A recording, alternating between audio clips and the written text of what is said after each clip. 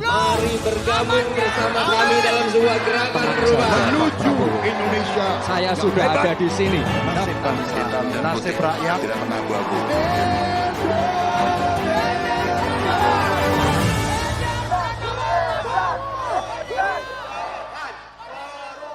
Calon Presiden nomor urut 1. Kami persilakan kepada Bapak Anies Baswedan untuk maju ke atas panggung dan menyampaikan visi misinya. Kami persilakan Pak Anies untuk segera menuju ke panggung utama. Pak Anies, waktu Bapak adalah 4 menit dimulai dari sekarang. Assalamualaikum warahmatullahi wabarakatuh. Selamat malam dan salam sejahtera untuk semuanya. Bismillahirrahmanirrahim. Negara hukum menempatkan hukum sebagai rujukan utama untuk memastikan hadir rasa keadilan, memberikan kebermanfaatan, dan memberikan kepastian pada semua. Ini harus dipegang teguh oleh pemegang kekuasaan, baik yang di puncak dan seluruh jajaran. Tapi apa yang terjadi? Banyak aturan ditekuk sesuai dengan kepentingan yang sedang memegang kekuasaan. Apakah ini akan diteruskan? Tidak. Ini harus diubah, ini harus dikembalikan. Kemudian kita menyaksikan betapa pada hari-hari ini tatanan ketika kita menyelenggarakan pemerintahan sering tidak sesuai dengan prinsip-prinsip hukum yang kita pegang. Karena itulah kami melihat perubahan ini harus kita kembalikan. Negara ini adalah negara hukum, bukan negara kekuasaan. Dalam negara hukum, kekuasaan diatur oleh hukum. Dalam negara kekuasaan, hukum diatur oleh penguasa. Dan kita tidak menginginkan itu terjadi. Pada saat ini, kalau kita lihat hukum itu harusnya tegak begini. Inilah hukum.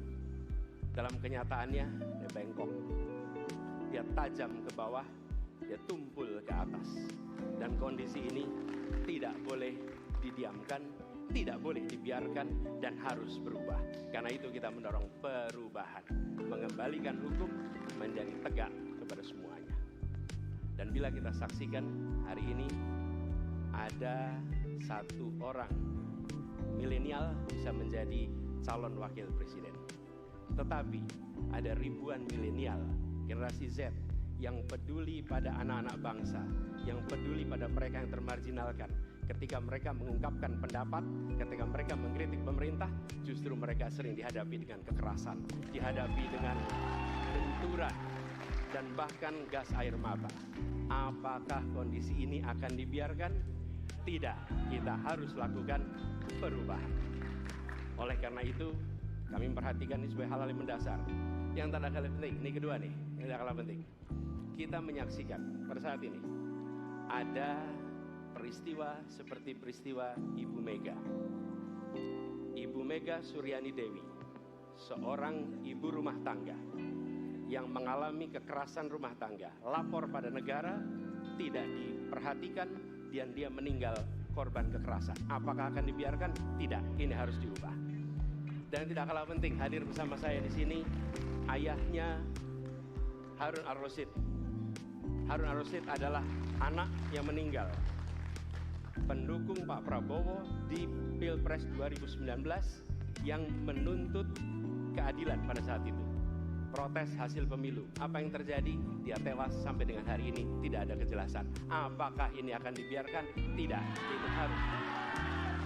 Karena itu, kami mendedikasikan diri.